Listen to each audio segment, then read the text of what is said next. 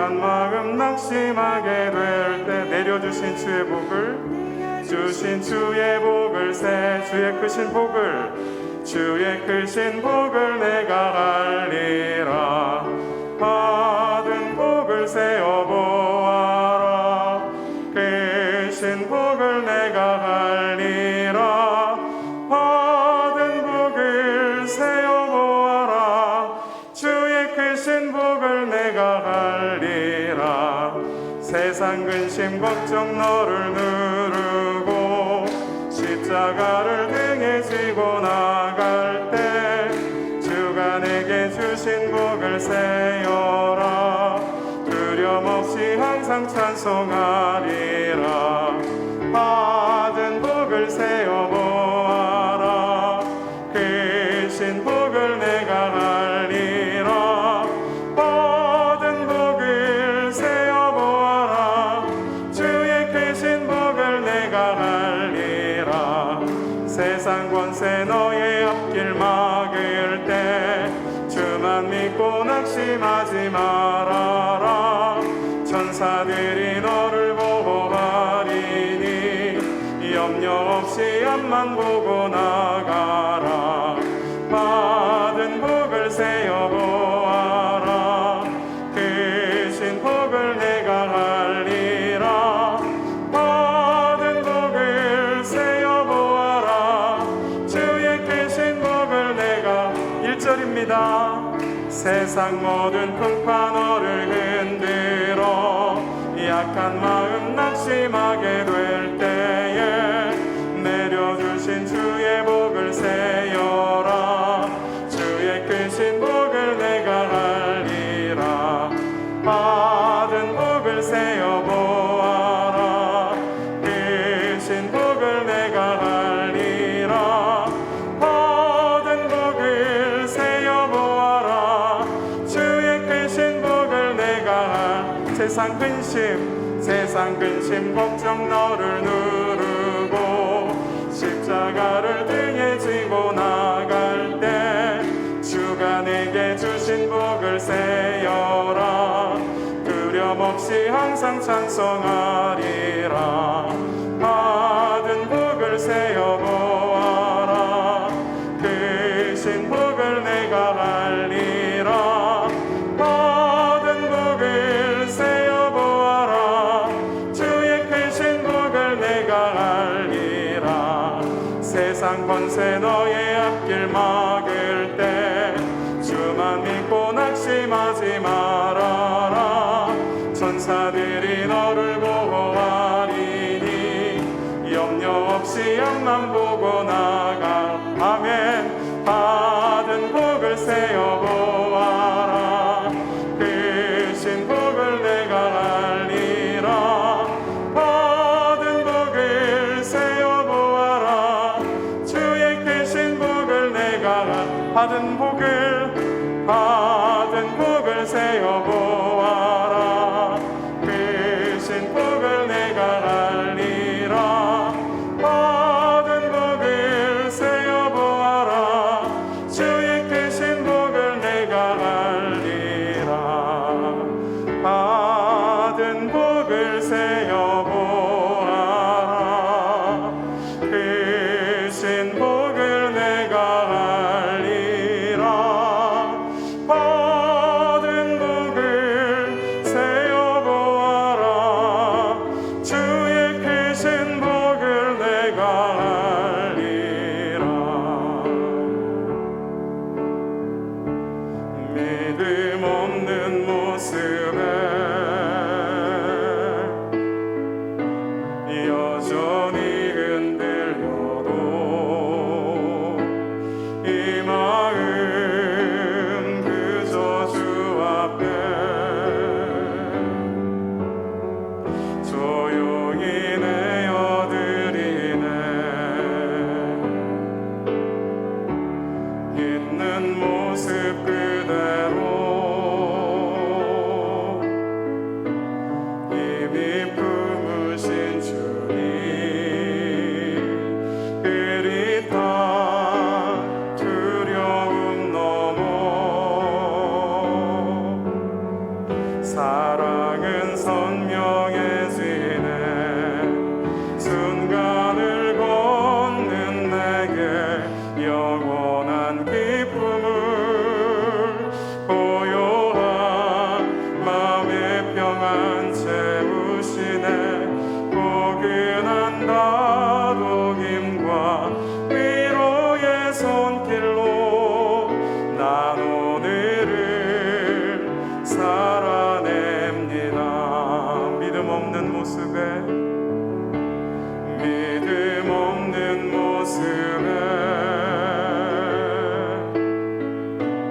여전히 흔들려도 이 마음 그저 주 앞에 조용히 내어드리네. 있는 모습 그대로, 있는 모습 그대로 이미 품으신 주님 그리다 두려움 넘어 사랑은 선명해지네. 순간을 걷는 내게 영원한 기쁨을 고요한 마음의 평안 채우시네. 포근한 다독임과 위로의 손길로 난 오늘을 살아내. 순간을 걷는 내게 영원한 기쁨을 고요한 마음의 평안 채우시네. 포근한 다독임과 위로의 손길로 난 오늘을 살아. 한 번 더 순간을 걷는 내게, 순간을 걷는 내게 영원한 기쁨을 고요한 마음의 평안 채우시네. 포근한 다독임과 위로의 손길로 난 오늘을 살아내. 난 오늘을 살아냅니다. 난 오늘을 살아냅니다. 오늘 이 순간 주님께서 영원한 소망으로 바꾸어 주실 그 은혜를 바라보며 이 밤에 주님께서 역사하실 그 뜻을, 그 기대를 가지고 한 마음으로 기도하며 나아가겠습니다. 살아계신 주 하나님, 매 순간을 허덕이며 살아가는 저희들에게 오늘도 영원한 하나님의 나라를 소망으로 허락하여 주셔서 오늘 우리에게 주신 생명이 우리의 호흡을 뛰어넘어 우리의 목숨을 벗어나서 그 한계를 뛰어넘는 하나님의 영원한 세계로 우리를 인도하여 주시는 능력이 됨을 믿습니다. 주님, 우리에게 오늘의 이 순간이 주님의 영원으로 바꾸어 주시고 우리의 주님께서 주신 영원한 소망이 오늘을 살아낼 힘이 되게 하여 주시옵소서. 비록 우리에게 넘어지고 쓰러지는 오늘 현실이 우리를 엄습할지라도 결코 엎드러져도 무너지지 아니하는 영원한 소망으로 이겨내고 또 승리할 수 있도록 주의 밤에 말씀하여 주시옵소서. 아버지,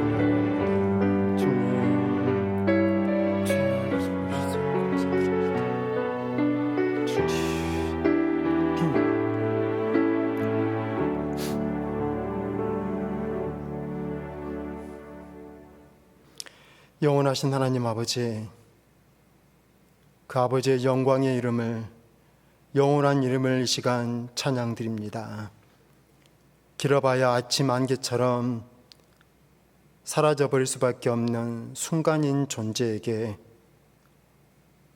문득 찾아오시고 예상치 못했던 어떤 사건을 통해서 붉게 물들어가는 구름을 바라보다가 지나가다가 피어있는 예쁜 꽃을 보다가 무심히 지나가는 구름을 쳐다보다가 때로는 너무나도 마음 아파 눈물을 뚝뚝 흘리며 고통의 시간을 보내다가 문득 순간 같은 존재로 들어오시는 영원하신 하나님의 임재의 순간을 경험하도록 오늘도 이 버러지와 같고 먼지와 같이 사라져버릴 허망한 존재에게 너무나도 특별한 소중한 오늘이라고 하는 시간들을 허락하시고 살도록 인도해 주신 은혜에 감사드립니다. 그 은혜에 감사하며 이 시간 주님 앞에 나왔습니다. 우리의 시간이 우리의 것이 아니요 영원한 하나님을 만나기 위하여 준비하는 시간임을 깨닫기에 이 시간 예배의 자리에 머뭅니다. 주님, 시간을 깨트리고 순간 속에 들어오시는 영원하신 하나님 아버지, 이 예배를 통하여 인류의 역사 속에 항상 함께 하셨던 하나님의 그 임재의 생생한 역사적 증거들을 깨닫게 하시고 그것을 통하여 지금도 우리 인생과 가정과 이 시대의 역사 가운데 여전히 함께 하시는 하나님의 그 생생한 흔적들을 발견하고 그것이 우리의 예배가 되며 그것을 경험하는 그 순간마다 엎드려 주님을 찬양할 수 있는 경건한 예배자들이 될 수 있도록 이 시간도 친히 가르쳐 주시고 우리 인생의 시간을 헤아려 볼 수 있는 지혜를 허락해 주시옵소서. 예수님의 이름으로 기도드립니다. 아멘.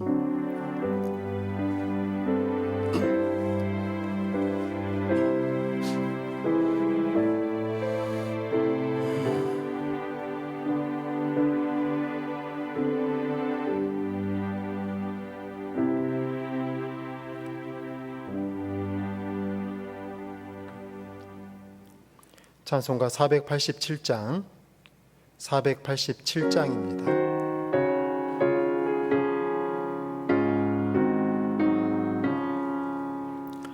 어둠 후에 빛이 오며 바람 분 후에 잔잔하고 소나기 후에 햇빛 나며 수고한 후에 쉼이 있네. 연약함 후에 강건하며 애통한 후에 위로받고 눈물 난 후에 웃음 있고 씨 뿌린 후에 추수하네. 괴로움 후에 평안 있고 슬퍼한 후에 기쁨 있고 멀어진 후에 가까우며 고독함 후에 친구 있네. 고생한 후에 기쁨 있고 십자가 후에 영광 있고 죽음 온 후에 영생하니 이러한 도가 진리로다.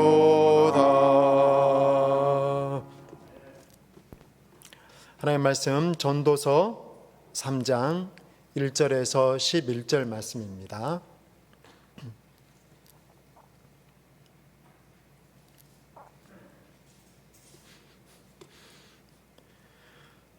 전도서 3장 1절에서 11절 말씀 한 절씩 교독하시겠습니다. 범사에 기한이 있고 천하 만사가 다 때가 있나니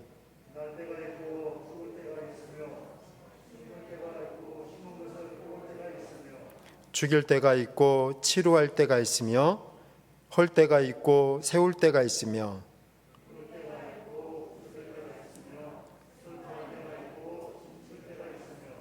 돌을 던져 버릴 때가 있고 돌을 거둘 때가 있으며 안을 때가 있고 안는 일을 멀리 할 때가 있으며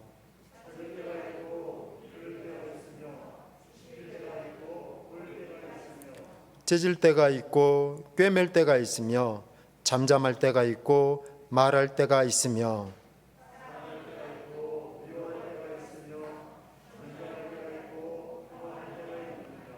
일하는 자가 그의 수고로 말미암아 무슨 이익이 있으랴.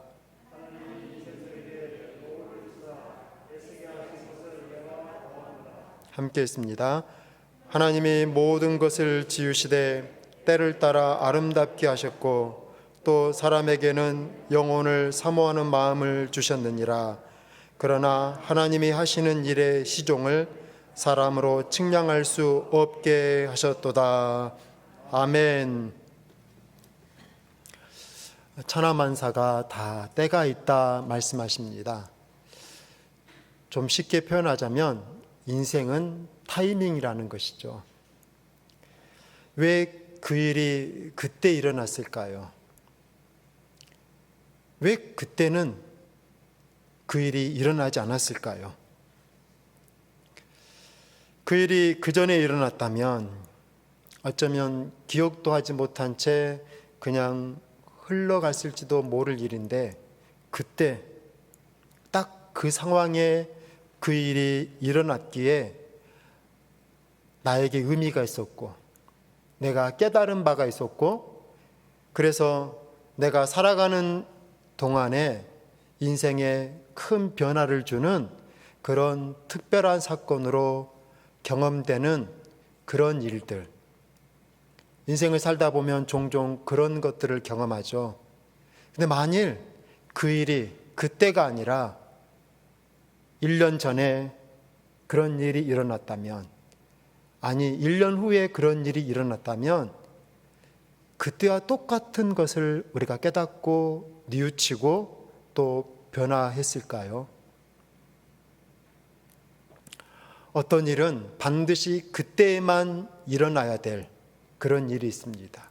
그때 그 상황에 일어나야지만이 의미가 있는 일이 있어요. 똑같은 일이지만 다른 상황에서 그것을 경험했다면 그냥 덧없이 아무런 영적인 깨달음 없이 그냥 흘러보내고 말 그런 무의미한 사건들이, 그런 일들이 우리 인생에 존재한다라는 것이죠. 성경을 읽어도 그래요. 똑같은 본문인데요, 1년 전에 읽을 때와 오늘 읽을 때가 다릅니다. 깊이가 달라져요. 그때는 이게 무슨 말씀인지 이해가 안 됐어요. 그런데 그냥 읽다 보면 어느 순간 이런 말씀이었구나. 뭔가 또 다른 설명이 없고 또 다른 배움도 없었지만 그냥 어느 순간 말씀이 확 나에게 다가와서 깨달아지는 그런 순간들이 있어요. 그걸 아하 경험이라고 합니다. 성경을 읽다가 그냥 저저도 모르게 깨달아지는 그런 경험. 성경을 묵상하는 성도라고 하면 이런 것들을 종종 경험하게 될 것인데요. 왜 이런 일들이 가능하냐면 성경 묵상과 아무런 상관없는 다양한 일들을 경험하게 되죠. 그런 것들이 하나하나 차곡차곡 쌓이면서 내 삶 속에서 또 다른 것들과 연결이 일어나면서 거기에서 제3의 새로운 것들이 형성이 되는 거예요. 그것이 꼭 무슨 과학에서만 일어나는 일이 아닙니다. 우리의 삶의 경험에서도요, 그 전까지는 내가 아무리 연구해도 알지 못했는데 그동안 살아오는 동안에 그 1년이라는 세월 동안에 내가 이런저런 많은 경험을 했어요. 기도가 더 깊어질 수도 있었을 것이고 예배가 더 은혜스러워질 수도 있었을 것이고, 그런가 하면 나의 가정생활에서 내가 이런저런 크고 사소한 일들을 겪으면서 거기에서 생겼던 어떤 삶의 생각들, 깨달음들이 종합되고 그것들이 모이면서 어느 날 또 다른 것과 딱 결합될 때 거기에서 뭔가 스파크가 일어나는 것이고요. 그럴 때 누가 가르쳐주지 않아도 성령님의 어떤 영감과 계시와 같은 어떤 깨달음이 우리 삶에 주어진다라는 것입니다. 그래서 어떤 일은요, 바로 딱 그때만 일어나야 되는 그런 일들이 우리 인생에도, 더 나아가 역사에도 존재한다라는 것이죠. 그것을 오늘 본문은 천하만사에 다 때가 있다라는 거예요. 전쟁을 할 때가 있는가 하면 평화할 때가 있고, 심을 때가 있는가 하면 거둘 때가 있고, 가까이 할 때가 있는가 하면 멀리 해야 될 때도 있다라는 것입니다. 그 각자의 순간이 다 아름다운 때라는 거예요. 가까이 하고 열매를 거두고 웃을 때만 아름다운 것이 아니라, 때로는 눈물을 흘리며 씨를 뿌리는 일도, 헤어지는 일도, 멀리 해야 되는 일도, 그 모든 것들이 결국에는 아름다운 거라는 거예요. 그걸 경험할 때는 때로는 비통함과 상처와 고통일 수 있어요. 아픔일 수 있어요. 염려일 수 있어요. 그런데 그것들이 또 다른 일들과 결합되어서 나에게 아직 경험하지 못했던 하나님 아버지의 깊은 마음을 깨닫게 하는 내 삶에 반드시 필요한 삶의 재료로 쓰여질 것이기에, 지금은 내가 충분히 그 일을 다 이해하지는 못하지만 그 일을 계획하시고 그 일을 주도하시고 성취하실 하나님의 그 놀라운 뜻 안에서 이루어진 일이기에 그 모든 것들이 다 아름답다라고 전도자는 그렇게 말하고 있습니다. 그래서 그 일은 그때 반드시 일어나야만 하는 일이에요. 때로는 이 일만 내 인생에 없었으면 좋았을 텐데라고 생각하는 그런 일조차도, 그 일은 1년 전도 1년 후도 아닌 딱 바로 그때 일어나야만 한다라는 것입니다. 그 일은 결코 우연이 아니에요. 그것은 반드시 일어나야 될 일입니다. 그런 관점에서 역사를 한번 들여다보자라는 거예요. 역사는 우연히 일어난 일이 아니에요. 어쩌다가 그 일이 일어나는 것이 아니라 그 앞에 선행했던 많은 크고 작은 일들이 그것과는 아무런 상관없는 별개의 일들이죠. 그런 별개의 일들이 먼저 일어났기에 그것들이 연결되는 그 살아가는 그 동시대의 사람들은 그 연결고리성을 잘 깨닫지는 못하겠지만, 그런 연결성은 먼 후대의 역사가들이 이제 겨우 그 역사를 오랫동안 연구하면서 발견해내는 그 결과적인 것이고요. 그 시대를 살아가는 동시대인들은 그것이 어떤 작용을 일으키는지, 뭐 요즘은 이제 나비 효과라고 저쪽에 엉뚱한 곳에서 나비가 한번 나는 것이 지구 반대편에서는 이제 뭐 거대한 폭풍으로 바뀔 수 있다라는 그런 학설도 나와서 그런 일들이 별개의 일이 아니라는 것 정도는 우리도 인지하지만, 그러나 개개인의 생활 속에서나 또 세계사적인 사건 속에서 그것이 어떤 일을 우리에게 가져다 줄지는 사실은 그걸 예측할 수 있는 사람들은요 극히 드물고요. 세계적인 석학들이나 간신히 해볼 수 있는 거겠죠. 그것도 방대한 데이터를, 빅데이터를 다 종합한 뒤에야 내릴 수 있는 그 정도의 결론일 것이고, 그 시간을 살아가는 사람들은 깨닫지를 못해요. 하지만 하나님께는 이미 계획이 있어서요 어떤 일을 일으키실 거예요. 이 일은 이때에 반드시 일어나야 돼요. 그러기 위해서 갑자기 일을 터뜨리는 분이 아니라 미리 전 단계에, 때로는 100년 전부터, 때로는 가까이는 10여 년의 그 시간들 속에 이미 전조적 사건들이 있다라는 거죠. 그런 관점에서 역사는 우연히 일어나는 일이 아니라 최종적인 목적지를 향해서 궤도가 정해진 곳을 달리는 기차와 같은 것입니다. 우리가 볼 때는 변수들이 많이 나타나요. 그럼에도 불구하고 뭐 요즘 또 회자되는 닭이 울어도 기차는 간다. 뭐 주변에서 이런저런 변수들이 일어나도요 기차는 가요. 최종적인 목적지를 향해서. 그 정해진 궤도를 달리게끔 역사의 목적지를 정해 놓으시고, 그 궤도의 시간이라는 궤도 속에서 그 역사가 흘러가게끔 주관하시는 분이 천하만사의 때를, 그 모든 때를 아름답게 지으신 하나님이시라는 거예요. 우리가 이런 역사적 관점을 먼저 고백하고 오늘 이야기를 시작해 보려고 합니다. 그 일이 그때 일어나야만 했던 이유를 깨닫는 것, 이건 역사학자의 관점이 아니에요. 이건 신앙의 문제예요. 역사학자는 그냥 일어난 일을 사회학적으로 분석하는 것이고요. 우리는 신앙적인 관점에서 왜 이런 일들을 일으키셨을까? 그걸 좀 다른 측면에서 보자라는 것입니다. 그런 차원에서 왜 이런 일이 일어났느냐 원인을 분석하는 것보다는요, 이런 일을 통해서 하나님은 과연 그럼 어떤 일을 일으키시려고 선행되는 일로서 이런 것들을 우리들에게 허락하셨을까? 그 일 자체가 아니라 그 일의 원인을 분석하는 것이 아니라 우리는 그 일을 통해서 하나님께서 하실 일이 뭘까? 그걸로 인해서 나타날 그 다음 단계를 바라볼 수 있는 것이 역사적 신앙이에요. 성도는 종말을 믿는 존재잖아요. 우리는요, 끝을 보고 그 끝을 믿고 그 끝을 향하여 나아가는 존재예요. 그러니까 그냥 일어나는 일만 보다가 끝나버리면 안 됩니다. 우리가 아주 거시적인 어떤 시각을 가지고 역사를 분석할 정도의 그런 지식이 없어도 괜찮아요. 단지 우리에게 필요한 건 뭐냐? 이 일은 이 일로 끝나지 않고 이것이 하나님께서 예정하신 일이라고 한다면 우리가 그걸 믿잖아요. 고백하잖아요. 그렇다면 이 일 다음에 이걸 통해서, 이 사건을 통해서, 때로는 실패도 있죠. 이것을 통해서 하나님은 그러면 나의 인생에, 우리 가정에, 우리 교회에 무엇을 하려고 하셨을까? 그건 분명히 선한 일이거든요. 지금은 불행해 보이고, 지금은 고통스럽고, 지금은 너무나도 아프지만, 그런데 만사의 때가 있어요. 지금은 눈물을 흘리지만 웃을 때가 있거든요.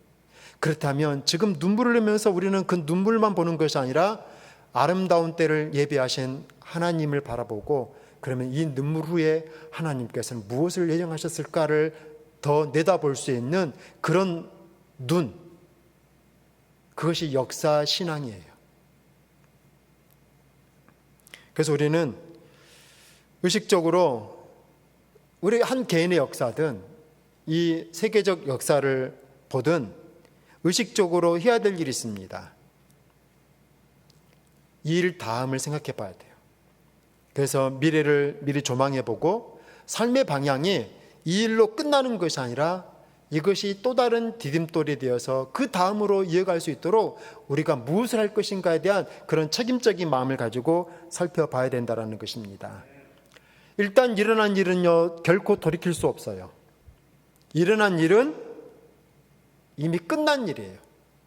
그러면 그 일에 대해서 우리가 세 가지를 해야 돼요.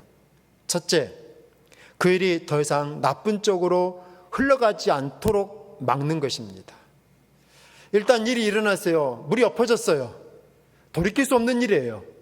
그렇다면 그 물이 흘러가서 흙탕물이 되고 그것이 또 다른 주변을 더럽히지 않도록, 오물을 쏟았는데 그걸 놔둬버리면 그 오물이 흘러가가지고 가구를 적셔서 가구를 더럽힐 수도 있고요, 옆에 있는 옷을 더럽힐 수도 있는 거잖아요. 그러니까 일단 그 일이 일어났으면 어쩔 수 없는 거예요. 그럼 우리가 할 일은 그 일이 더 나쁘게 재생산되지 않도록 그것을 일단 막는 것이죠. 이것이 1차적으로 해야 될 일이에요. 그리고 두 번째, 왜 이런 일이 일어났을까? 그 일을 한번 의미를 살펴보는 것이죠. 근데 그 의미를 살필 때 우리는 부정적인 것보다는 긍정적인 의미를 살펴보는 거예요. 모든 일에는요, 양면성이 있어요. 요즘 산불도 나고 홍수도 일고, 그런데 그건 1차적으로는요 자연재해잖아요. 사고예요. 하지만 그것이 무조건 모든 면에서 부정적인 일로만 끝나겠습니까? 홍수가 나면 그것대로 또 다른 자연 생태계의 변화가 일어나는 것이고요, 또 산불이 나면 또 다른 조림 사업을 통해서 산을 더 효율적으로 또 꾸며볼 수 있고요.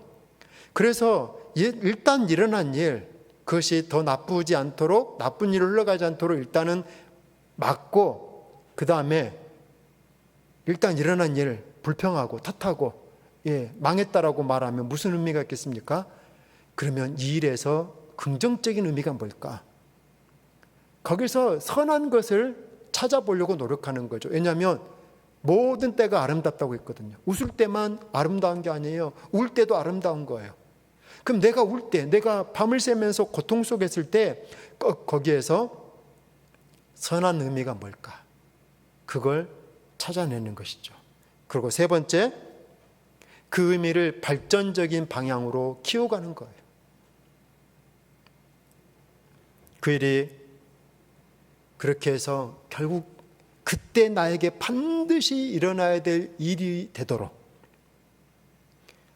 많은 시간이 지난 뒤에 그때 그 사건은 저에게 있어서 인생의 전환점과 같은 시간이었습니다.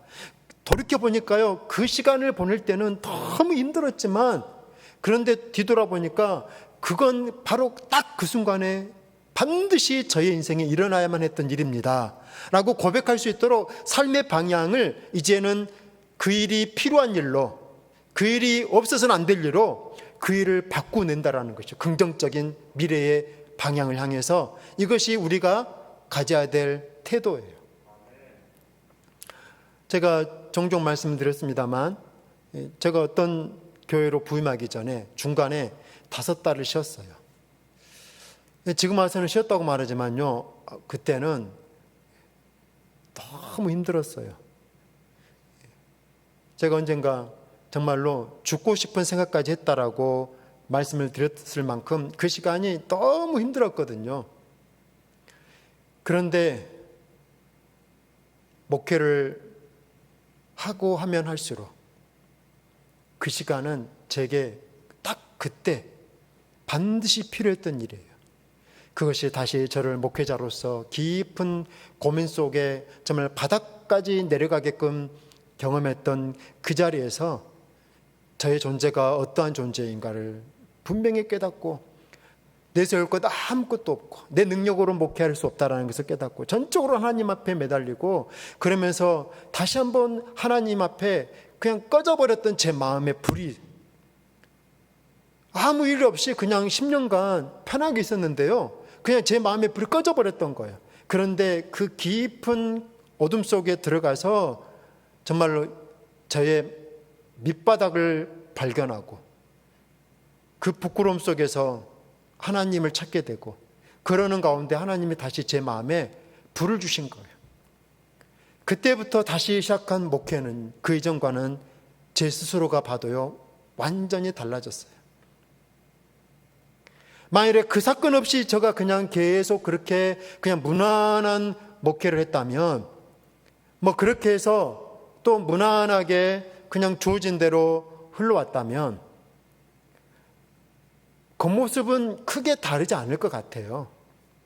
그런데 제 존재의 내면은 분명히 다를 겁니다. 그 일을 겪은 저와 그 일을 겪지 않았을 저는 완전히 다른 사람이라는 건 저는 분명히 고백해요. 그 일은 그때는 너무나도 힘들고 아팠습니다. 하지만 또 다른 때가 되었을 때 그 시간은 정말로 제게 필요한 아름다운 때였고요. 그 시간을 통해서 하나님이 저를 다시 가르치신 거예요.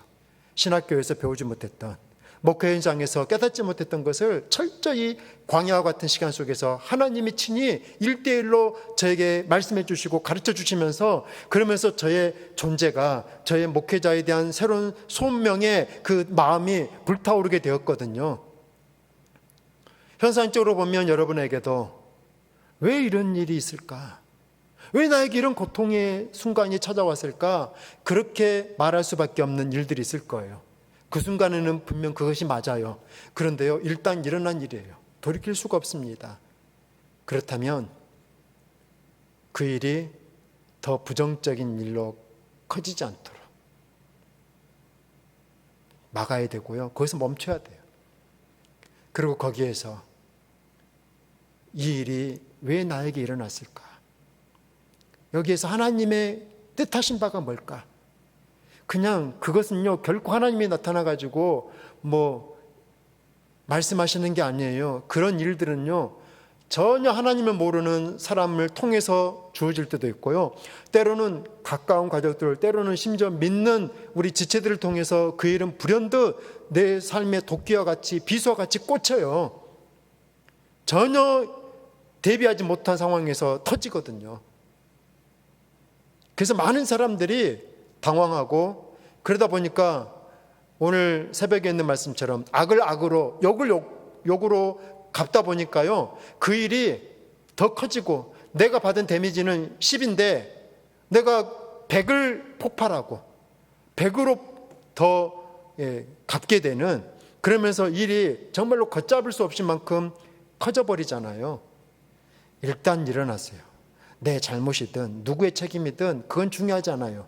우리가 해야 될 하나님의 때를 믿는다면 먼저 우리는 그것이 더 이상 커지지 않도록 거기서 멈추고 하나님의 뜻이 뭘까를 깊이 생각해 보고 그 선한 의미를 찾았다면 그것이 반드시 일어나야 될 일이 되도록 내가 그 선한 방향으로 내 마음을 바꾸고 거기에 열정을 쏟고 기도하고 하나님의 뜻인 줄 믿고 인내하며 그 시간을 오롯이 살아낼 때 비로소 그 일은 반드시 있어야 될 내 인생의 아름다운 사건으로 바뀌어가는 것입니다.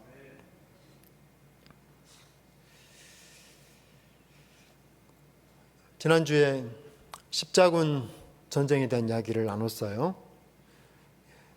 우리 교회 사회, 더 나아가 세계 사회에서 일어났던 건건의 사건들, 그 모든 사건들을 다 이런 관점에서 해석해 볼 수는 없지만 오늘은 십자군 전쟁이라는 사건을 하나의 예시로 들어서 제가 지금까지 설명했던 그 일이 그때에 반드시 일어나야만 했던 우연이 아니라 필연적인 하나님의 일이었다라는 이런 관점으로 십자군 전쟁을 한번 살펴보려고 하는 거예요. 그리고 이런 노력들은 단지 이 시간에서 끝나는 것이 아니라 여러분의 인생에서 여러분 각자가 살아가면서 겪게 되는 삶의 크고 작은 일들을 바라볼 때 이런 기준들을 가지고 이 일이 불행하고 재수없고 기분 나쁘고 그냥 감정으로 덮어버릴 일이 아니라 거기에서 하나님의 선하신 뜻이 뭘까? 그렇다면 나는 이 다음 일을 어떻게 대할 것인가? 그 일을 겪고 난 뒤에 첫 스텝이 중요하잖아요. 첫 번째 스텝을 어느 방향으로 결정할 것인가? 악을 악으로, 욕을 욕으로 정할 수도 있고요. 도리어 베드로 사도의 제안처럼 복으로 바꿔서 복을 비는 존재로, 그게 왕 같은 제사장의 주도적 삶이라고 말씀을 드렸잖아요. 그 방향을 바꿔가지고요, 다른 스텝으로 나아갈 수 있는 결단은 우리가 해야 될 몫이고요. 얼마든지 우리는 악의 방향을 바꾸고 욕의 방향을 바꿔서 복으로 살아갈 수가 있어요. 그것을 여러분 개인과 또 가정에서 일어나는 일들에 적용해 볼 수 있기를 바랍니다. 왜 십자군 전쟁은 일어나야만 했었는가? 그걸 원인보다는 그 일로 일어난 결과적인 측면에서 살펴보자고 말씀을 드렸는데요. 그 일로 일어난 결과들 몇 가지를 살펴보려고 합니다. 첫째는 이슬람 세계의 변화예요. 일단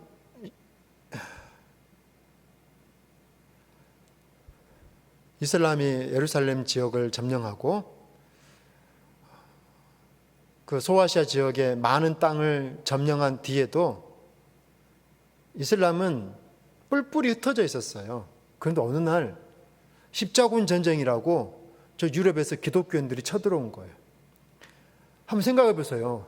아무리 자기들 싸움이 급하다고 한들 저쪽에서 전쟁을 쳐들어왔는데 누가 계속 싸우고 있겠습니까? 그러니까 야 일단은 좀 놔두고 우리 좀 힘을 합쳐가지고 좀 싸우자. 자연스럽게 이제 기독교 세계에 대해서 이슬람이 자연스럽게 하나로 뭉치게 되죠. 그러면서 오스만 투르크라고 하는 큰 나라가 만들어져요. 나중에 이것이 결국 동로마를 무너뜨리죠.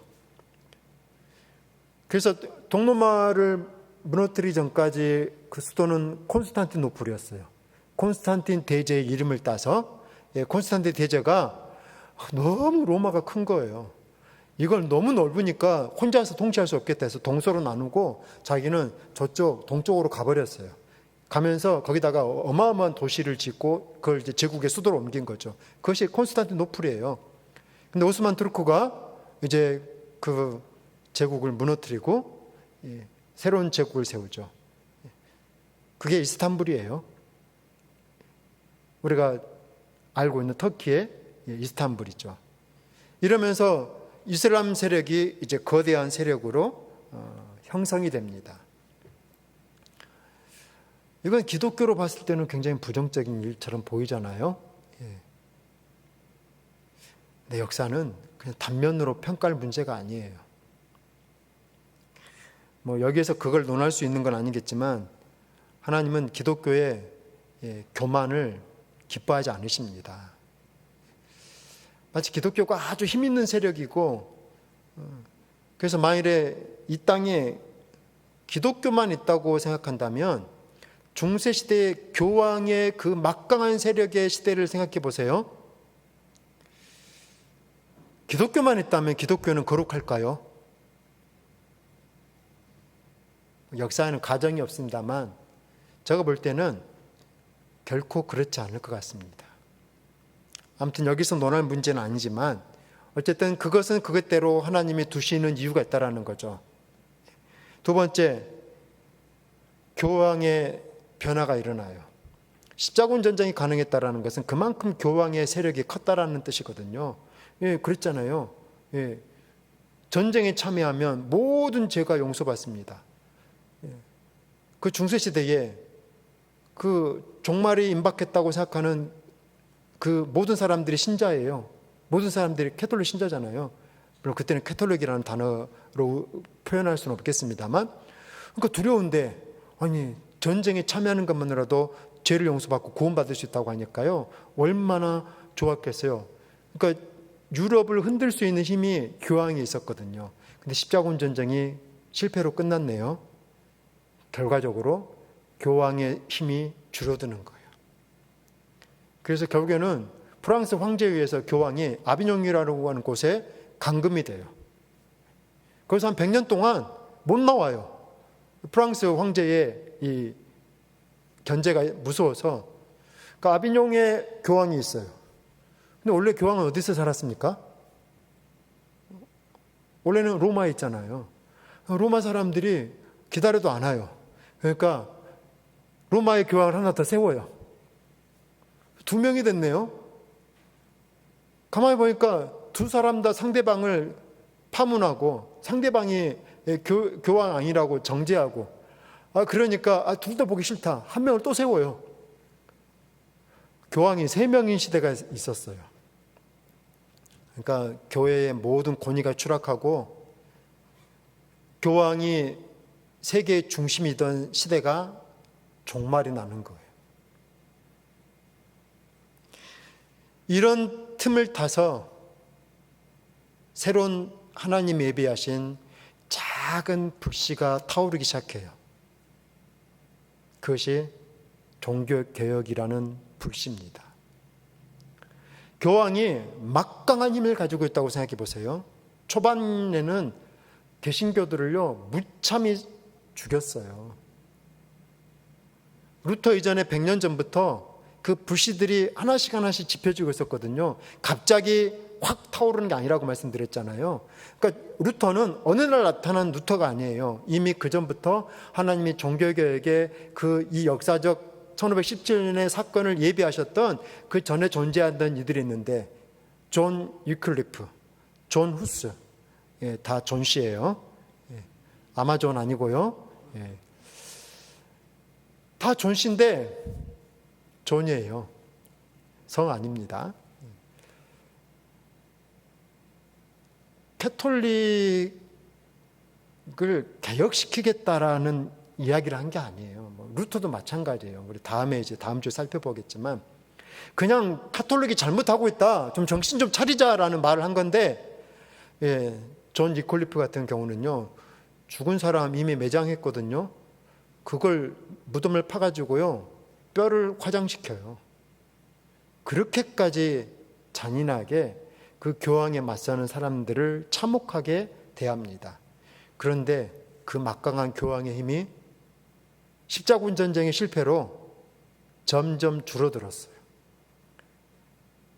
그 전까지는 황제는요 교황 앞에서 머리를 숙여야 됐고요, 교황이 황제를 지명하는, 한 나라의 왕을 지명하고 한 나라의 결혼을 결정하는 그런 막강한 힘을 가지고 있었는데요, 이제는 프랑스 황제에 의해서 잡혀가지고 꼼짝을 못하는 신세가 된 거죠.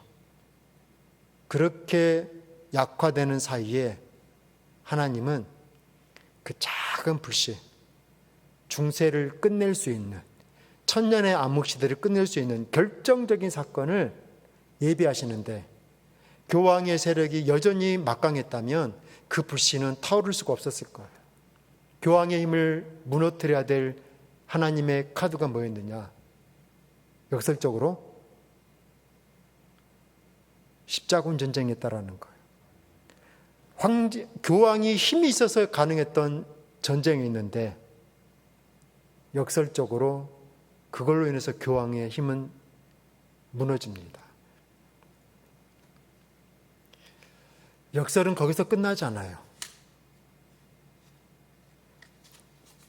서유럽에도 변화가 일어나는데요, 전쟁에 참여했던 사람들이 이제 동방에 와서 보니까 동방의 문화라는 게 있잖아요.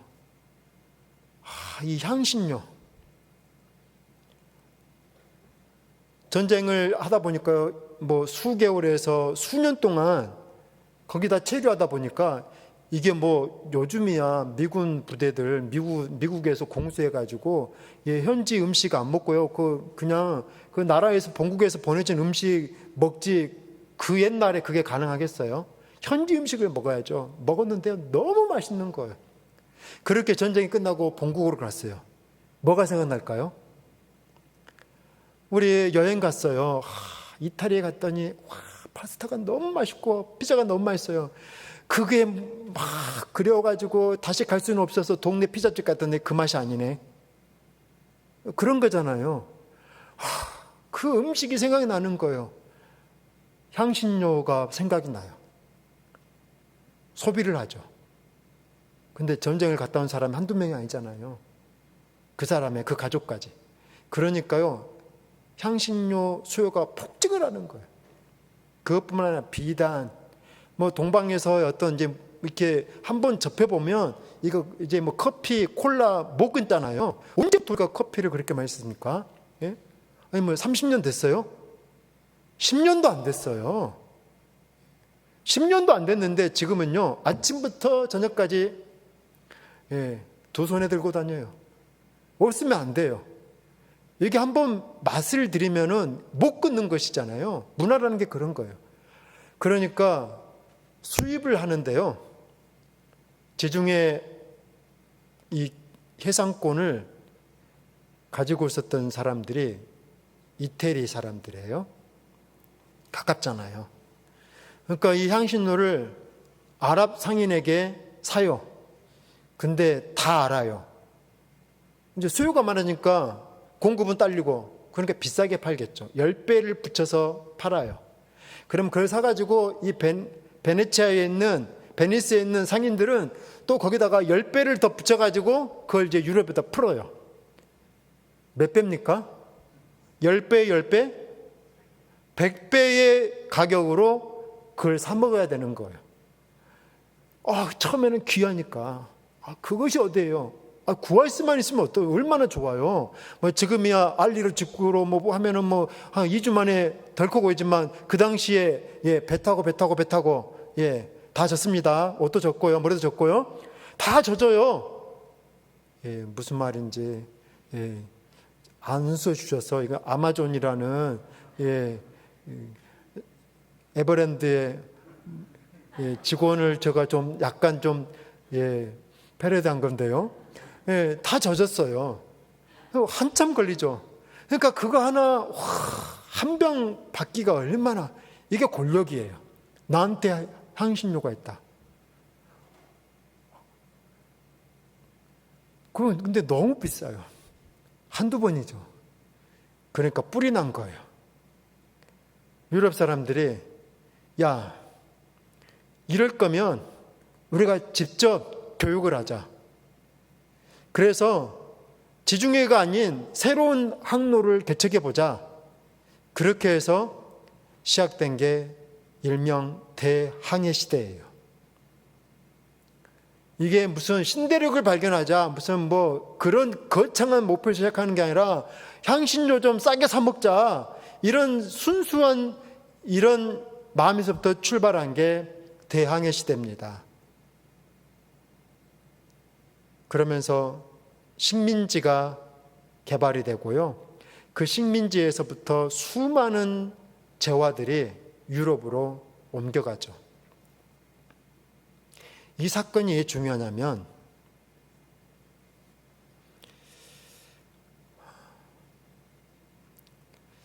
그 당시까지만 해도 아랍이 지중해 이 상권을 지배하고 있었거든요. 그런데 지중해를 통하지 않고 다른 길이 열린 거예요. 그러면 지중해는 어떻게 되겠습니까? 지중해 상권이 몰락하는 거예요. 그 이야기는 아랍권 상권이 몰락했다라는 거예요. 그때부터 중동 지역, 아랍, 이 지역의 경제적 수준과 흔히 말한 유럽과 서방 세계 경제적 수준의 격차가 그때부터 시작되는 거예요. 수백 년 된 역사예요. 세계 모든 부가 유럽으로 가요. 그게 나중에 이제 미국으로 옮겨가죠. 근데 아랍은요, 딱 고립된 세상이 되는 거예요. 철저히 가난한 시간을 살아요. 석유가 발견되기 전까지. 흥미로운 역사는 정말 역설이에요. 그러면 왜 석유가 필요해졌습니까? 유럽에서 전기기관차를 만들기 시작하면서 산업혁명이 일어나고요. 기술이 발전하면서 석유가 필요해진 거예요. 그래서 역설적으로 또 중동 지역은 또 오일머니로 어마어마한 돈을 벌게 되네요.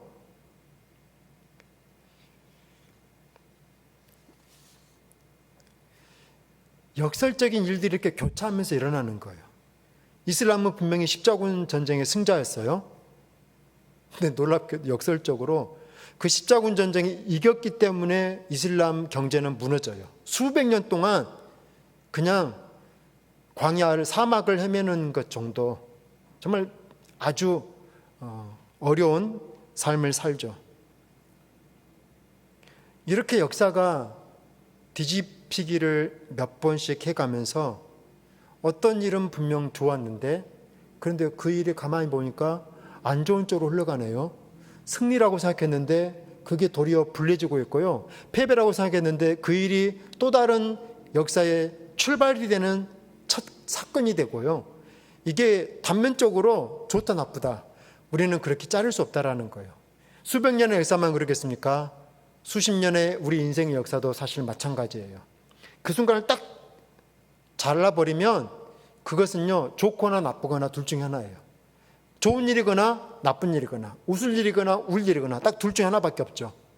그런데 그것을 좀 더 길게 때를 따라 일들이 뒤집히고 번갈아 가면서 그렇게 교차해 가면서 그것이 실타래처럼 끊임없이 얽히고 설키는 과정에 끊임없이 이어지는 우리 인생의 역사를 살펴보면 좋은 일도 없고요, 나쁜 일도 없어요. 결론은 뭡니까? 모든 것은 다 하나님의 때고요, 아름다운 시간이라는 거죠. 우리가 할 일이 뭡니까? 그 시간을 아름답게 살아가는 거예요. 뭐 아름답다라는 게 와 행복하다, 무슨 꽃을 보고 아름답다, 그런 뜻은 아니겠죠. 적합하게, 그 상황에 적합하게, 눈물을 흘릴 때라고 눈물을 흘리는 것만이 적합하겠습니까? 그 눈물을 흘릴 수밖에 없는 그 일이 왜 일어났을까? 더 침통한 더 비참한 자리로 나아가지 않고 딱 그만큼만 눈물을 흘리고 필요한 만큼만 딱 흘리고 왜 나에게 이런 일이 있을까? 거기에서 긍정적인 의미를 발견하고 거기에서부터 그 일이 좋은 방향으로 흘러가도록, 그래서 먼 훗날 그것은 반드시 제 삶에 일어나야만 했던 일입니다라고 고백할 수 있도록 그렇게 그 일들에 적합하게 살아가는 것, 이것이 천하만사의 때를 정하신 하나님, 시간의 창조주신 하나님을 믿는 우리가 감당해야 될 삶의 태도라는 것입니다. 그것을 오늘 본문은 이렇게 말합니다. 하나님이 모든 것을 지으시되 때를 따라 아름답게 하셨고 또 사람에게는 영혼을 사모하는 마음을 주셨느니라.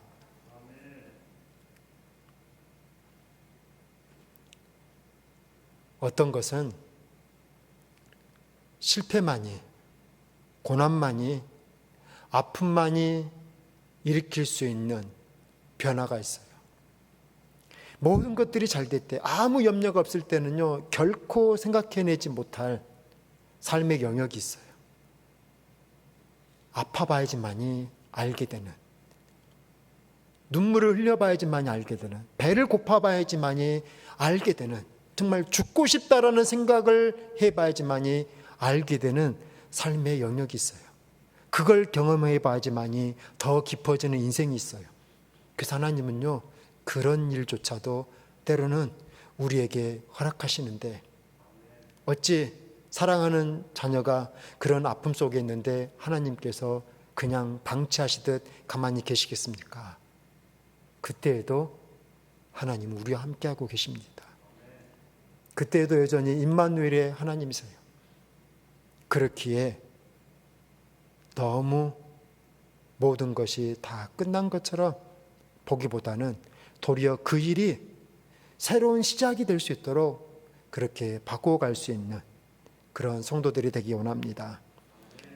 오늘 본문 읽었던 본문의 마지막은 그러나 하나님이 하시는 일의 시종을 사람으로 측량할 수 없게 하셨도다. 그러나 하나님이 하시는 일의 시작과 끝을 우리는요, 측량할 수가 없어요. 알 수가 없어요. 이 일이 어떻게 시작해서 이 일이 어떻게 끝날지 우리는 알 수가 없어요. 그래서 우리가 가져야 될 것은요, 겸손이에요. 하나님, 이 일이 어떻게 시작돼서 어떻게 끝날지 알지 못하지만, 그러나 때를 따라 아름답게 하시는 하나님을 믿습니다. 그렇게 주님, 오늘도 겸손하게 아버지의 때를 소망하며 살아가겠습니다. 오늘도 불평하지 않고 복을 비는 자로서, 왕 같은 제사장으로서 나다운 삶을 살아가겠습니다. 이렇게 겸손하게 시작하여 끝나는 그런 시종의 주관자가 하나님이심을 믿고 그저 우리는 주어진 이 때를 아름답게 살아갈 수 있기를 바랍니다.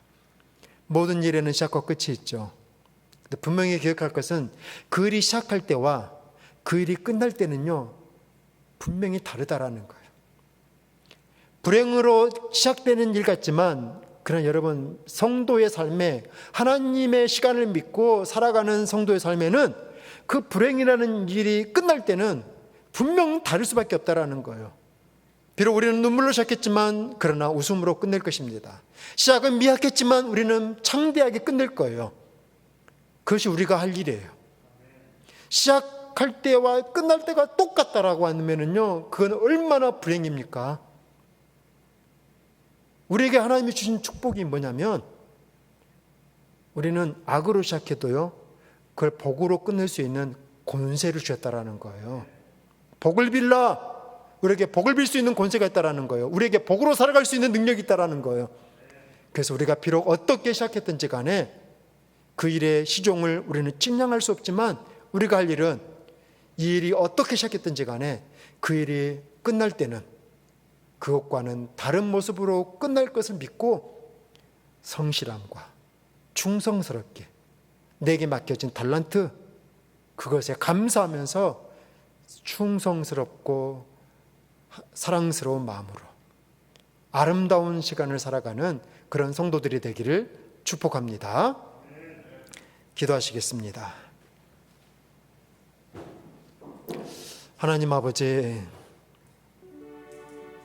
어느덧 많은 인생의 시간이 흘러갔습니다.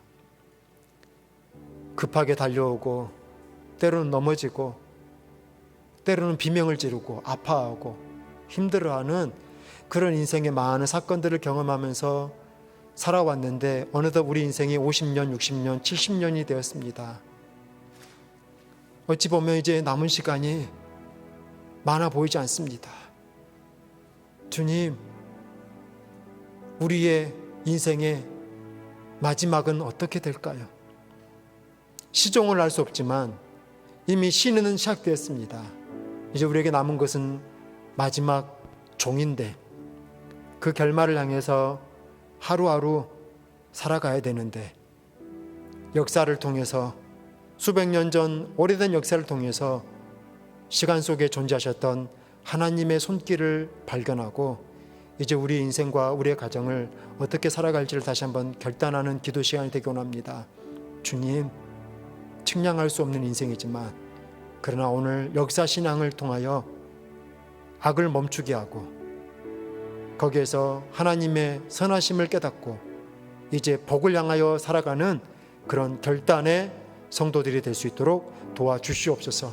그래서 어떤 일이든지 간에 그 일이 우리의 삶 속에서 반드시 일어나야 되만 필요한 일이었습니다라고 고백할 수 있는 그런 복 있는 인생을 살아가는 주님의 백성들 되게 하여 주시옵소서. 예수님의 이름으로 기도드립니다. 아멘. 우리 함께 찬양하시겠습니다. 믿음 없는 모습에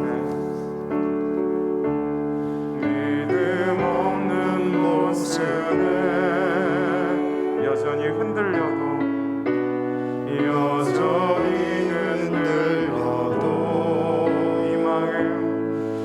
마음 그저 주 앞에 조용히 내어드리네. 있는 모습 그대로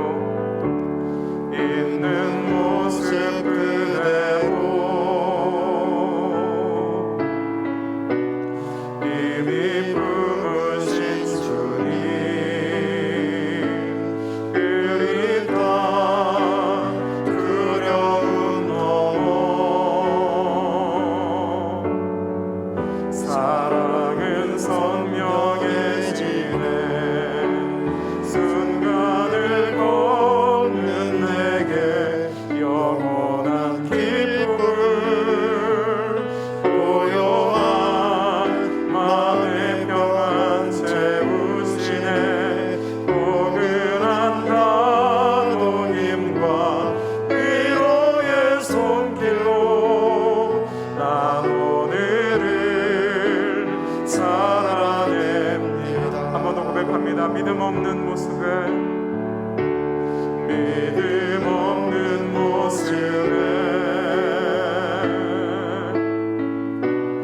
여전히 흔들려도 이 마음 그저 주 앞에 조용히 내어드리네. 있는 모습 그대로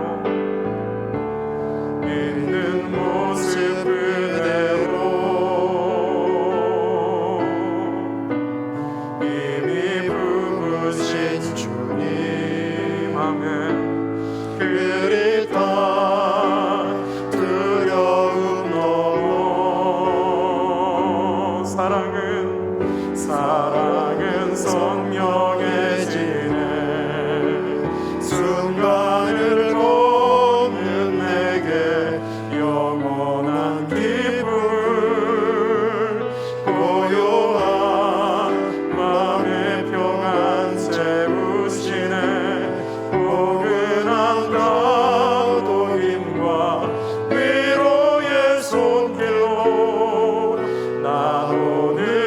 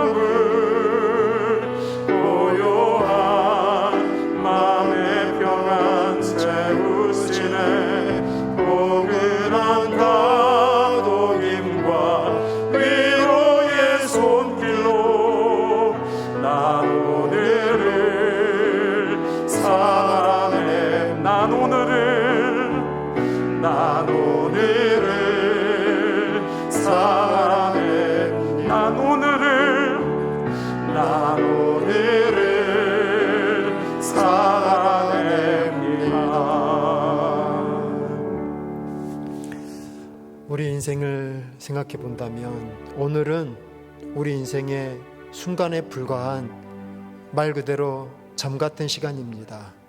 그렇지만 이 순간 같은 오늘에도 하나님은 영원한 기쁨으로 들어오셔서 다독여 주시고 인자하게 말씀해 주시고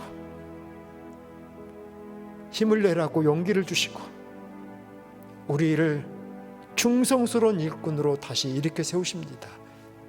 여러분, 여러분의 인생의 단계가 지금 어디에 있든 웃을 때에 있든 울 때에 있든 아무리 씨를 뿌려도 싹이 나지 않는 광야 같은 메마른 시간에 있든 풍성한 것을 거두고 있는 삶의 단계에 있든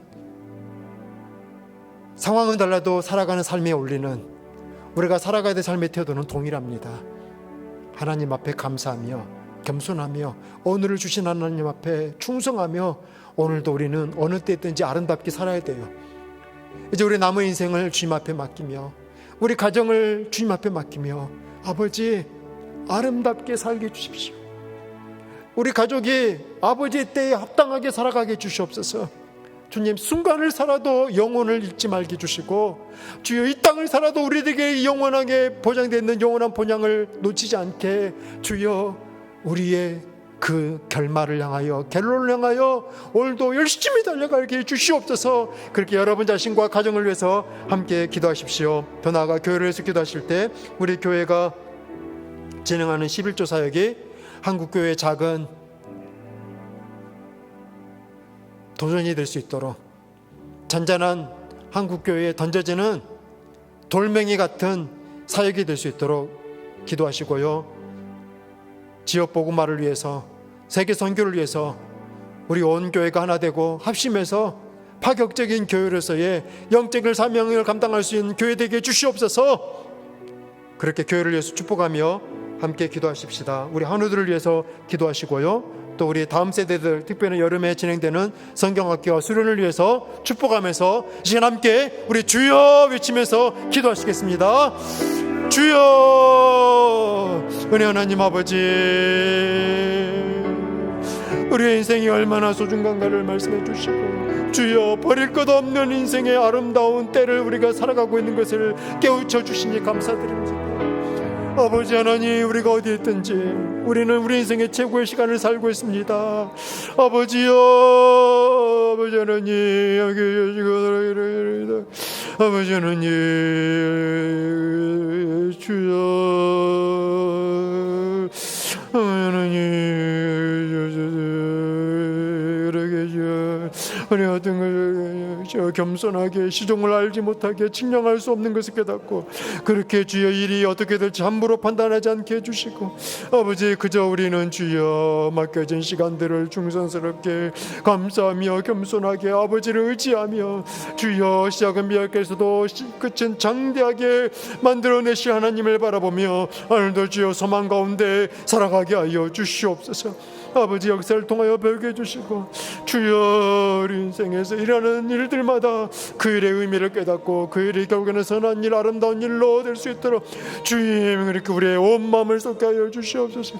사랑하는 우리 교회가 주여 아버지 하나님 역사의 복음화 세계 선교회를 무엇보다도 한국교회 우리가 일하는 11조 사기 아버지여 아버지 정체되는 한국교회 주여 작은 도전이 되고 주님 다시 한번 주여 새벽을 깨울 수 있는 그런 영적인 도전이 될 수 있도록 사용하여 주시옵소서.